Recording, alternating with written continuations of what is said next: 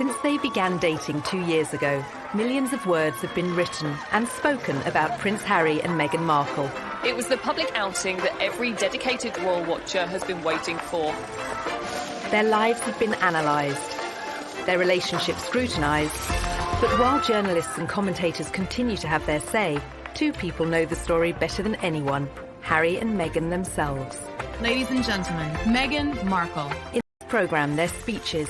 It just wasn't right, and something needed to be done. Their interviews. So I'd love to have kids right now, but yeah, there's a process that one has to go through. And home movies. This is the aftermath of the audition. Meghan isn't, your typical type of royal bride. And I am burning up. She had put so much of herself out there. This is what I do, duck throw. All brought together for the first time. At the end of the day, I'm a human being. I'm just a normal person like you guys are. Their lives are an open book.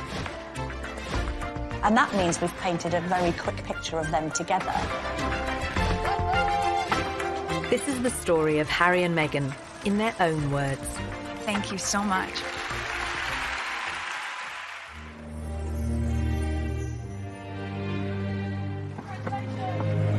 This afternoon, Prince Harry and Meghan Markle stepped hand in hand into the sunken garden at Kensington Palace. November 27th, 2017, and Harry and Meghan broke the news the world had been waiting for. 17 months after their first meeting, they were in love and about to be married. It was so sweet and natural and very romantic. He got on one knee. As a matter of fact, I could barely let you finish proposing. I was like, can I say yes now? She didn't even let me finish. She said, can I say yes, can I say yes now? And then there was hugs and the ring in my finger. And I was like, can I give you the ring? She goes, oh, yes, the ring. Although this was the first time they'd spoken as a couple, both had long experience of talking about themselves. Raised worlds apart, they'd chronicled their experiences from childhood.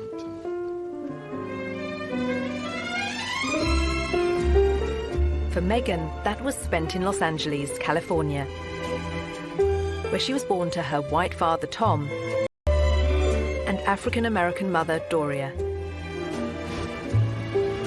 It was the late 70s when my parents met. My dad was a lighting director for a soap opera, and my mom was a temp at the studio. I like to think he was drawn to her sweet eyes and her afro, plus their shared love of antiques. Whatever it was, they married and had me. It was leafy and affordable. What it was not, however, was diverse. And there was my mom, caramel in complexion, with her light-skinned baby in tow, being asked where my mother was, since they assumed she was the nanny. Nice, huh? You like these ponytails? With both parents working in the Hollywood entertainment industry, Meghan developed an early love of the stage.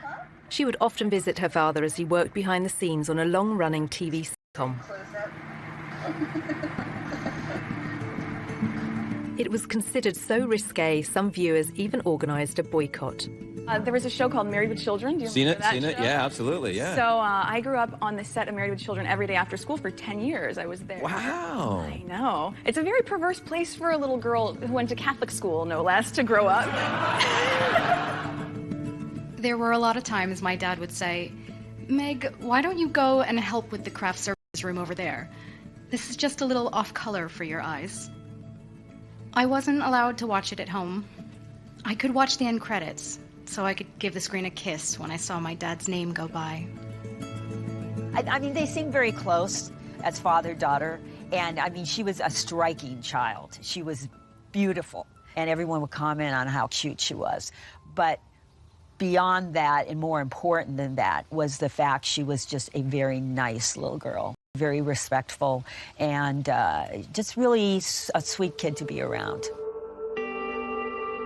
Meghan's parents divorced when she was still at primary school. She and her mother Doria lived in a relatively comfortable neighbourhood. But LA at that time was riven by racial tensions, and in April 1992, they boiled over. The acquittal of 4 white policemen filmed beating a black motorist sparked nearly a week of ferocious rioting. The city pretty much burned in South Los Angeles. Skies were black, ashes everywhere. We didn't know how far they were going to reach, or we didn't think they were going to stop. It was kind of just like being in another world. The violence claimed 63 lives. 2,000 people were injured and 12,000 arrested. As it spread north towards Megan's school, the 10-year-old and her mother had to run for shelter. They had let us go home during the riots, and there was ash everywhere. Oh my God, Mommy, it's snows. So I can imagine any parent would want to keep their child inside, because when your city's burning, when fear for your life, children shouldn't have to experience that.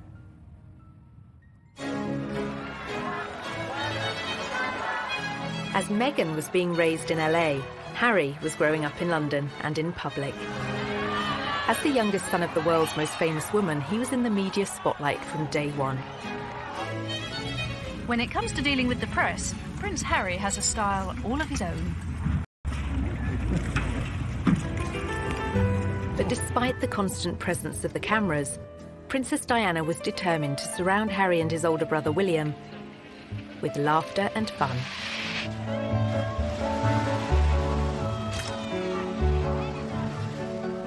Our mother was a total kid through and through.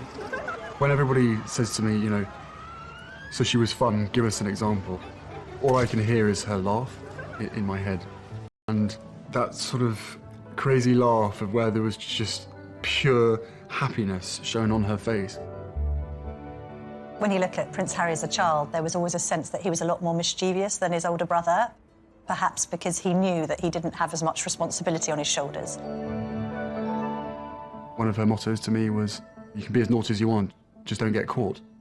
She was one of the naughtiest parents. She would come and watch us play football and smuggle sweets into our socks. And I mean, literally walking back from a football match and having sort of 5 packets of Starburst, and just the whole shirt was just bulging with sweets.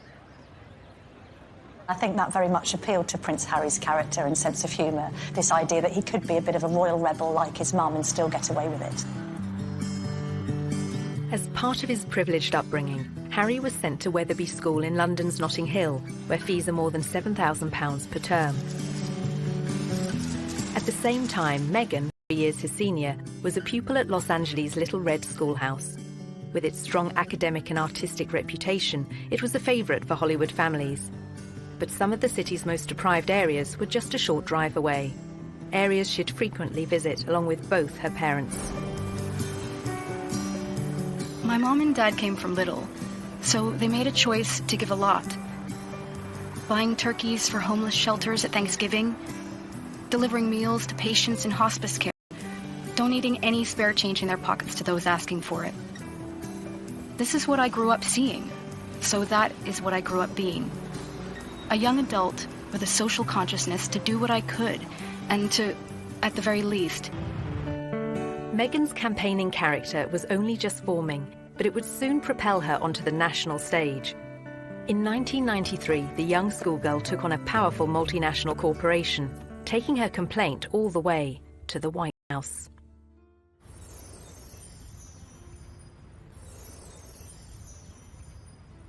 Ladies and gentlemen, please welcome Meghan Markle. As a successful actress, Meghan has used her profile to champion a range of different causes. Well, good evening. That doesn't feel like enough. But her campaigning efforts began long before she found fame. The fact that Meghan is interested in these causes, that's not new. It's not that she's taken up after a life of celebrity, that she's suddenly found out that she needs to help people. It really started from the very beginning when she was just a little girl. There is a story about how she was very proactive in protesting about an advertisement that she felt was very denigrating to women. The gloves are coming off. Women are fighting greasy pots and pans with Ivory Clear. The tagline said, "Women all over America are fighting greasy pots and pans 2 boys from my class said, "Yeah, that's where women belong, in the kitchen." I remember feeling shocked and angry and also just feeling so hurt. It just wasn't right, and something needed to be done. My name's Megan Mark. I'm 12 years old. Last week at my school, we decided to watch the news for social studies. While through the channels, we saw a commercial for the new Ivory clear dishwashing liquid. In the commercial, they said women are battling grease, meaning only women do dishes. When I heard this, the boys... Megan wrote to Procter & Gamble, the company behind the ad, to America's then First Lady Hillary Clinton, and to the US TV program Nick News, which sent a reporter to interview her. I don't think it's right for kids to grow up thinking these things, that just mom does everything. So I was wondering if you would be able to change your commercial to people all over America. Thank you, Meghan Markle. Incredibly, the 12-year-old's lobbying campaign worked. And it was roughly a month later when the soap manufacturer, Procter & Gamble, changed the commercial. The gloves are coming off. People are fighting greasy pots and pans with Ivory Clear. She had a sense that she could affect change, even though she was just one small person. She had a voice. If you see something that you don't like or the right people, and you can really make a difference for not just yourself, but lots of other people.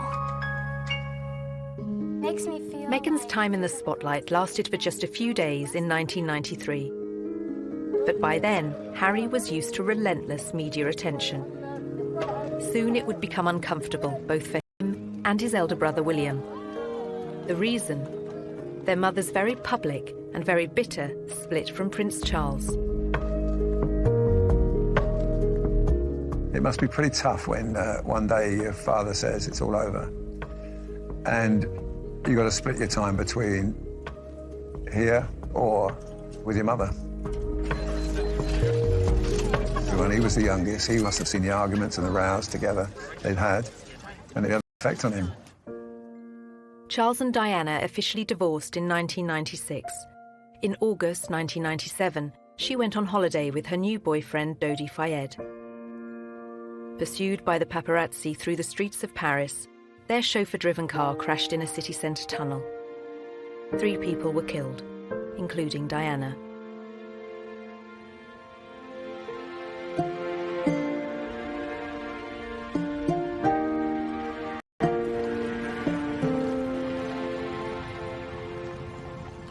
My mother had just died, and I had to walk a long way behind her coffin, surrounded by thousands of people watching me while millions more did on television. I think everybody who witnessed the funeral and that young child walking behind his mother's coffin reflected on it and thought, goodness me, what effect is this going to have on this boy's life growing up? I don't think any child should be asked to do that, under any circumstances. I don't think it would happen today. Well, we now know, actually, the true effect that Diana's death had on both Harry and William.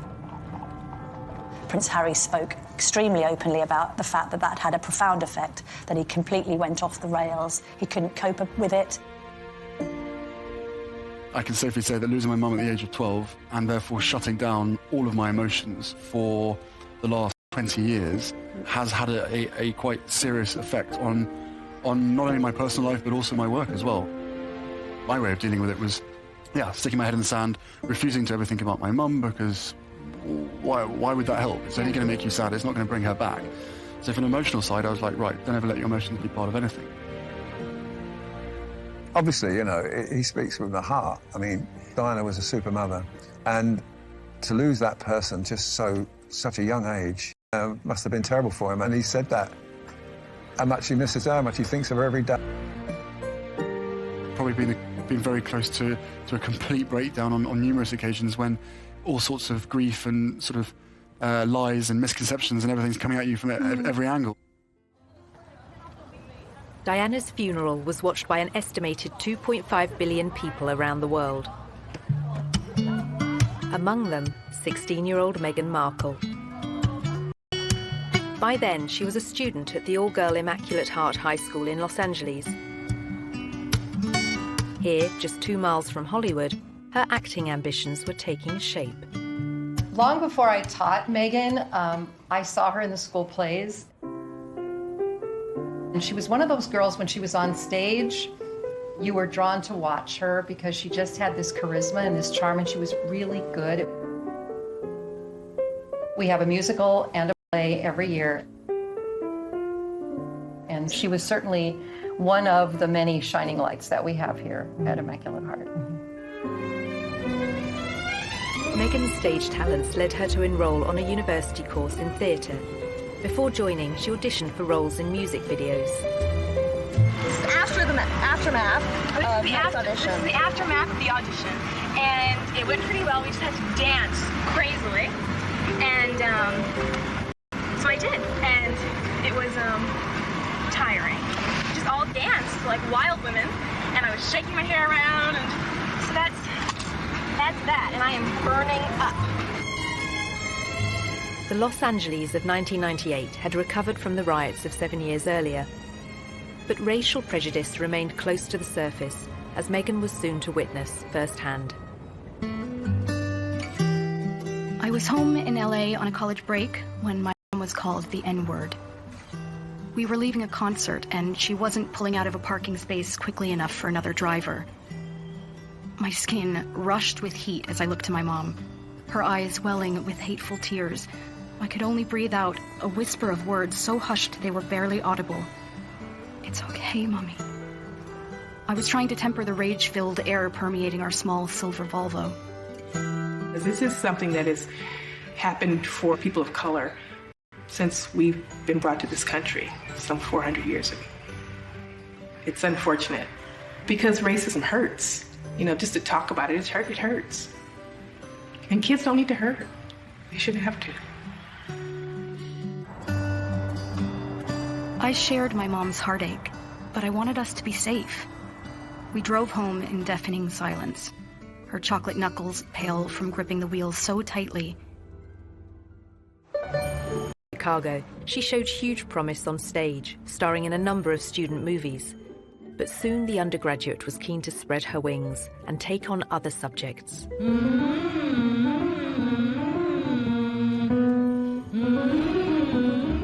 I had always been the theater nerd at Northwestern University. I knew I wanted to do acting, but I hated the idea of being this cliché, a girl from LA who decides to be an actress. I wanted more than that, and I always loved politics, so I ended up changing my major completely and double majoring in theater and international relations. As part of her degree, Megan won an internship at the US Embassy in Argentina. In 2002, the country was in financial crisis. Megan was sent to greet a top White House official, whose car was then surrounded by placard-waving demonstrators. It was their economic devaluation, and our Secretary of the Treasury at the time was there. So I'm 20 years old, in Buenos Aires, in a motorcade, doing that whole thing. I thought for sure I would still have a career in politics. And then I came back to LA for Christmas, and a friend of mine from college introduced me to this manager. The manager had watched one of Megan's student films and said he could find her cinema and TV work in return for a 10% cut of her earnings. But, as she was soon to discover, competition for roles was fierce. A young actor, actress trying to break into the business, it is not easy. My parents had been so supportive, watching me audition, trying to make ends meet, taking all the odds and ends jobs to pay my bills. I was doing calligraphy, and I was a hostess at a restaurant, and all those things that actors do. There's so many people out here who want to get into the entertainment industry. It's difficult. I had a beat-up Ford Explorer Sport that rattled like a steamboat engine in the morning. It was burning out. I had started to give up. It was tired and running on empty, going from audition to audition, just as I was. I mean, you really have to be very self-promoting, and you have to be willing to, knock on doors and be very motivated and have good self-esteem, because you could get eaten alive out here. I would drive to auditions and park at the back of the parking lot, far from the eyes of anyone who could see me unlocking the trunk and crawling into my car through its only feasible entry point. I would play it off, obviously, as though I was looking for something, reaching so deep for something that my car almost sucked me in to get it. Much like my experience in Hollywood, to be honest. Struggling, climbing hurdles.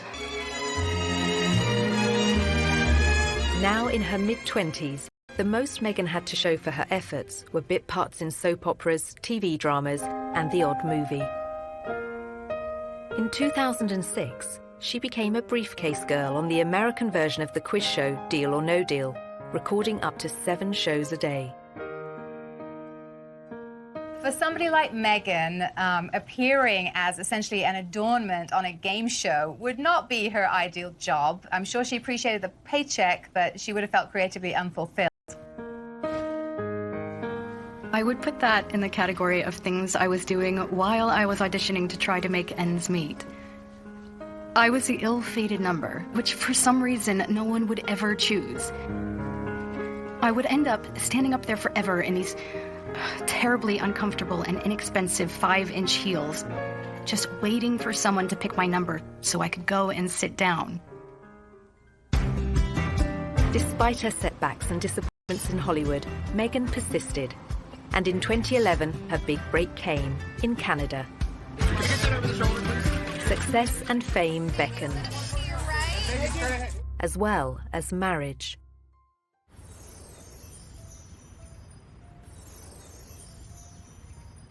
By her late 20s, Meghan Markle was still struggling to make it in Hollywood. Along with the hurdles facing all young actresses, she had a further challenge: her mixed-race heritage. It took quite a few years for Meghan really to be comfortable with her identity. Hollywood didn't help with that, and it must have been very hurtful and very frustrating for her at times. I'm biracial. Most people can't tell what I'm mixed with, and so much of my life has felt like being a fly on the wall. And so some of the slurs that I've heard, or the really offensive jokes, or the names, it's just hit me in a really strong way. Being ethnically ambiguous, as I was pegged in the industry, meant I could audition for virtually any role. I wasn't black enough for the black roles, and I wasn't white enough for the white ones, leaving me somewhere in the middle as the ethnic chameleon who couldn't book a job. But the breakthrough was getting closer. At one audition, a casting director advised Meghan to adopt a more natural look. She stopped me in mid-scene and said so simply, "You need to know that you're enough." She saw all that self-doubt beaming through the self-tanner and excessive blush. You need to know that you're enough. Less makeup, more Meghan. And that moment for me was a... As Meghan edged closer to fame, Harry was doing his best to escape the media spotlight. After finishing his studies at Eton, he took a gap year, then enrolled at the Sandhurst Royal Military Academy, passing out in 2006.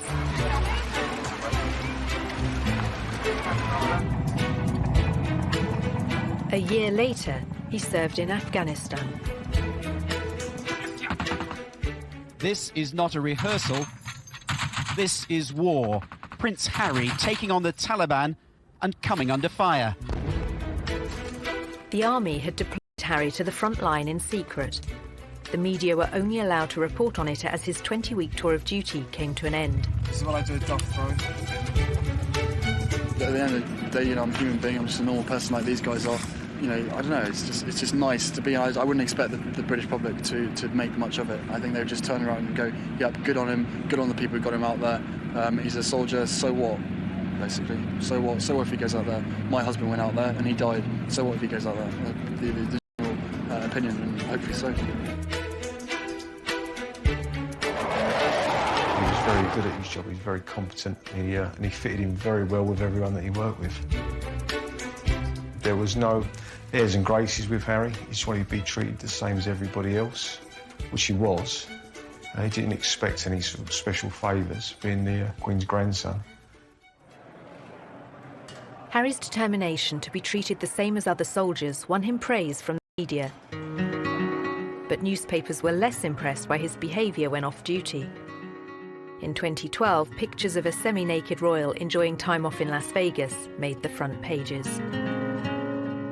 It was probably a classic example of me probably being too much army and not enough Prince. I don't really want to get into details of what I think or what other people think. You know, at the end of the day, I probably let myself down, let my family down, let other people down. But at the end of the day, you know, I was in a private area, and there should be a certain amount of privacy one should expect. Several months after the photos were published, Harry was on a second tour of duty in Afghanistan, this time as a captain and helicopter pilot. Approaching 30, he was making plans for a life post-army and fielding questions about his personal plans for the future. I don't think you can ever be urged to settle down. If you find the right person and everything feels right, then it takes time, especially for myself and my brother. You ain't ever going to find someone who's going to jump into the position that it would hold. Simple as that. By then, Meghan had found a long-term partner, American film and TV producer Trevor Engelson. They dated for 7 years, marrying in 2011. Suits, set in New York, but about to be filmed in Toronto. It was the 5th pilot I would have filmed. I remember hoping this one would see the light of day. Never would I have imagined that this show would not just change my career, but also change my life. Meghan won the part of Rachel Zane, an ambitious young paralegal. After years of slog, it was her breakthrough role. The show proved to be a success. The USA cable network ordered a second series, and Meghan moved full-time to Canada to be near the studio.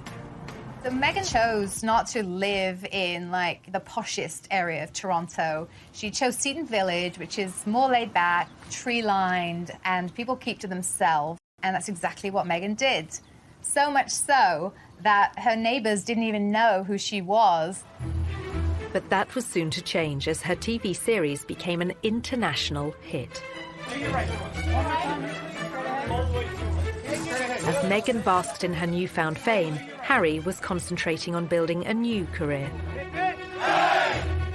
After the negative headlines surrounding his off-duty life, Harry became patron of the Invictus Games for injured servicemen and women, and he began supporting a range of causes that were close to his mother's heart. I'm particularly pleased to be with you today because my mother as patron very much admired Headway and the vital work that it does, and for me that's good enough. He was also increasingly active in aid programs abroad, especially in Africa, where his Sentebale charity is based. Sentebale means forget-me-not. It's in memory of Princess Diana. I think actually Harry's been concerned that some of her good work has been undone in recent years. And a sense that he needs to carry on her good work, otherwise it would have been meaningless. Harry had first visited Botswana in southern Africa shortly after Diana's death. In the years afterwards, he'd made repeated journeys. This is where I feel more like myself than anywhere else in the world. I have this intense sense of normality here. To not get recognised, to lose myself in the bush with what I would call the most down-to-earth people on the planet. People dedicated to conservation with no ulterior motives, no agendas, who would sacrifice everything for the betterment of nature. I talk to them about their jobs, about what they do, and I learn so much. By 2013, Meghan's TV series Suits had become a huge hit for the USA network. It was their most popular show for young adults, the audience advertisers valued the most. Before filming Series 4, she complained to the program makers. This season, every script seemed to begin with Rachel enters wearing a towel. And I said, nope, not doing it anymore. Not doing it. I called the creator and I was like, it's just gratuitous. We get it. You've already seen it once, so I think at a certain point you feel empowered enough to just say no. Meghan was also starting to use her power in other ways. The charity World Vision made her a global ambassador, promoting sanitation projects in remote villages. Well, Meghan's visits to countries like Rwanda have focused on girls and women. All of these speak to her concern for female empowerment and really wanting to make a difference that way. You'll feel really good at the end of the day knowing that you've been a part of that. I gotta get these kids home. I'm gonna go take a picture with them.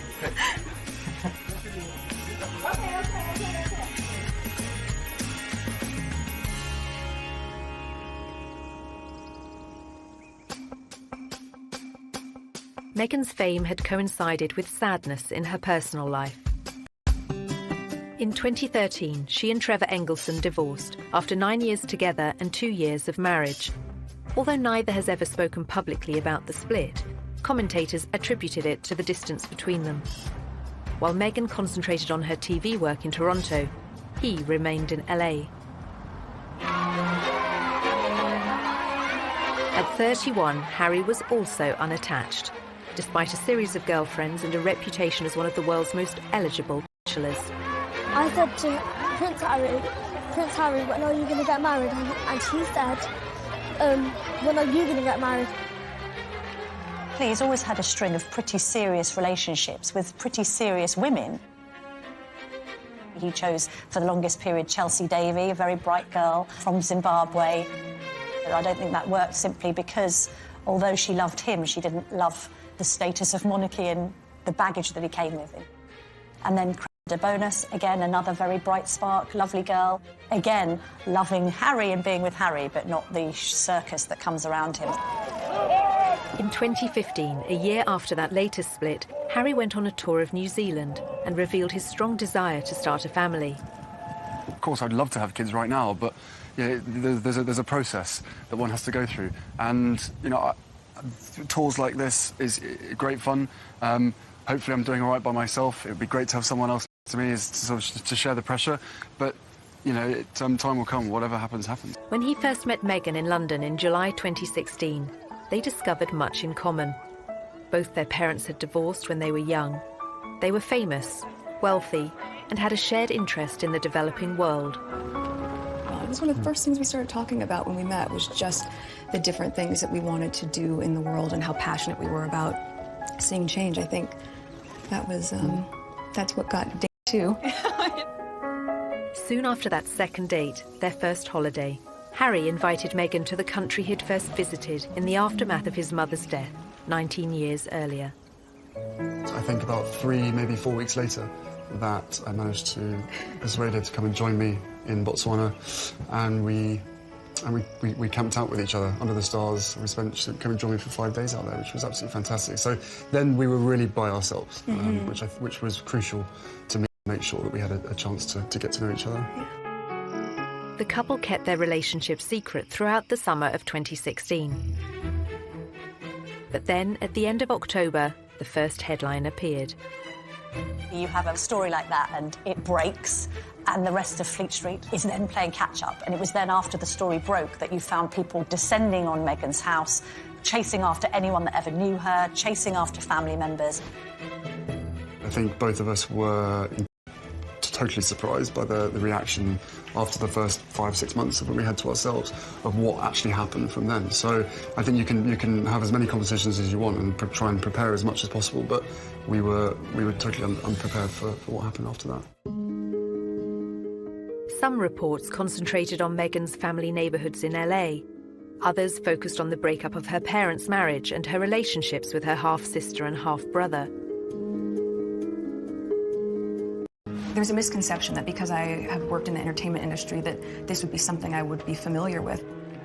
That I've never been part of tabloid culture. I've never been in pop culture to that degree.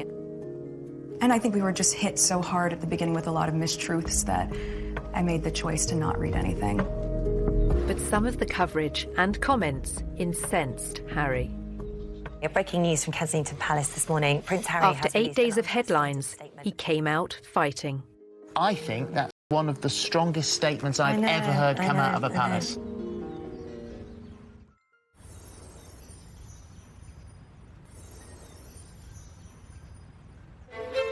November 2016. Just 8 days after the story of Harry and Meghan's relationship broke, Kensington Palace went to war with the press. Prince Harry is worried about Miss Markle's safety and is deeply disappointed that he has not been able to protect her. It had the into a relationship with him that Miss Markle should be subjected to such a storm. I think he was saying, look, this girl's important to me and I want to make sure that you're all careful in what you're doing. He knows commentators will say this is the price she has to pay and that this is all part of the game. He strongly disagrees. This is not a game, it is her life and his. I think that's one of the strongest statements I've ever heard come out of a palace. I think so too. It's incredibly really personal statement. He is obviously very, very angry. Well, good for him. I think the statement went down very well with the public in saying, yeah, fair on Prince Harry, this girl needs to be protected. I think others were a bit more critical, saying, well, all right, but you can't have it both ways. You get a lot of great publicity for your causes and you're the hero of the hour. If we want to find out about your private life, we're entitled to. Poring over Meghan's private life continued. Journalists scoured her social media accounts looking for more clues about her relationship with Harry. They found she'd posted photos of herself with a bracelet similar to one worn by him. To all my TIG friends, after 3 beautiful years on this adventure with you, it's time to say goodbye. In April 2017, Meghan began withdrawing from social media, prompting more speculation that the couple were about to become engaged. She closed her successful lifestyle website, The TIG, posting a farewell message to all her readers. Keep laughing and taking risks, and keep being the change you wish to see in the world. Thank you for everything, Meghan Markle. In the early autumn of 2017, the couple was seen in public for the first time. Harry attended the 3rd Invictus Games in Toronto, and Meghan turned up in the crowd. It was the public outing that every dedicated watcher has been waiting for. Just 24 hours later, the couple abandoned any effort to keep their feelings for each other private. The setting for this first public date was extraordinary, with no attempts to hide away as they watched the wheelchair tennis at the Invictus Games. It was open to the public. Anybody could go and watch the wheelchair tennis match, although it has to be said, I don't know how many people were actually watching the wheelchair tennis match because a lot of people were watching Harry and Meghan. Just 6 weeks after their very public appearance, the couple had a very private moment. Meghan was staying with Harry at Nottingham Cottage, his 2-bedroomed home set within the Kensington Palace estate. He proposed, and she accepted. The ring is obviously yellow gold, because that's her favourite. And the main stone itself is jewellery collection, to make sure that she's with us on this crazy journey together. And it's beautiful, and he designed it. It's incredible. Yeah. Make sure it stays on that finger. Of course. What do you think your mother would have thought of Meghan or said about Meghan? Oh, they'd be thick as thieves, without question. I think she would be over the moon, jumping up and down, so excited for me. But then, as I said, would have probably been best friends with Meghan. So no, it is days like today when I really miss having her around and miss being able to share the happy news. But with the ring and with everything else that's going on, I'm sure she's with us. I'm sure she's with us. Jumping up and down somewhere else.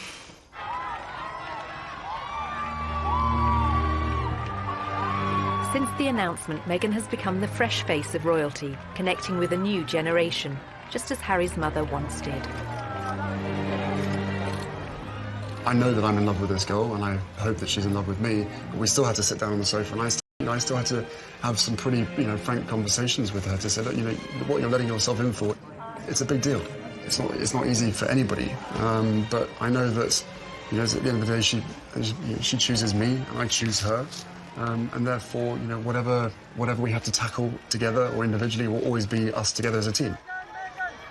After a life spent on the other side of the Atlantic, Meghan is now planning to become a UK citizen.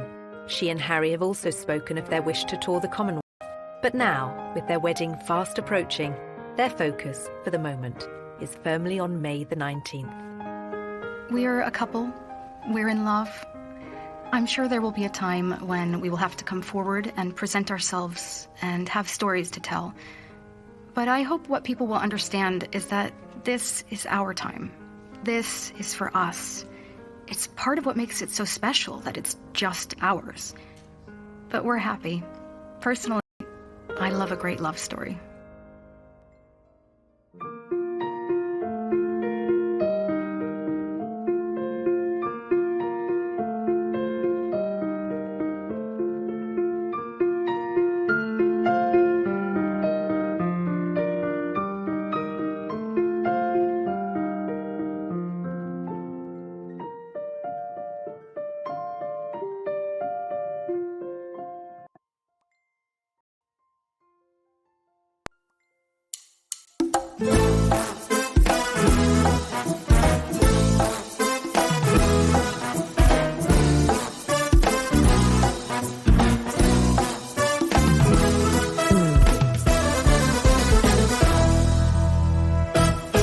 Trời phiêu du cùng áng mây, hòa trong gió tiếng sáng vang từ đâu, diều bay vút cao, rồi cùng chiếc xe chơi trộm già dưới bóng cây đa già bên sân đình bãi sông, làm cô dâu chú rể chiếc kiều la, trò chơi rước dâu. Kỷ niệm xưa mãi sống trong cuộc đời tôi, thân tin tôi thơ. Rồi ngày tháng trôi đi, bao nhiêu mong ước xa xưa chỉ còn là kỷ niệm từng đêm tôi nhớ về. Cuộc đời đua trên bốn bề giàu lo, nhiều lúc ước mơ rằng được phép nhiệm màu đưa tôi về thuở xa xưa, bay cao cùng cánh diều đua chơi với đám bạn, hồn nhiên ngày thơ vui đua ngày tháng, để lòng tôi hân hoan dưới trời mây. Ngày xưa dấu yêu còn đâu.